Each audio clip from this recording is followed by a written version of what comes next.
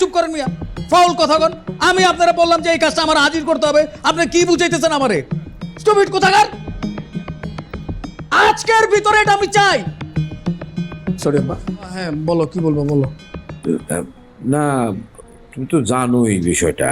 ওই যে সেদিন কিছুটা হিন্টস দিলাম, তার আগে ফোনেও বললাম, মানে গ্রামে তো মহাবিপদ আমাদের বাড়িটা নিয়ে। তুমি বুঝতে পারতেছো না যে বন্ধক দিয়া টাকা নেওয়া হয়েছে, সেই টাকা তো তুমিই আনছো। তো এখন 6 মাস ধরে কিস্তি তো দিতে পারতেছি না, এদিকে তো বাড়ি দখলে রাখা যাচ্ছে না।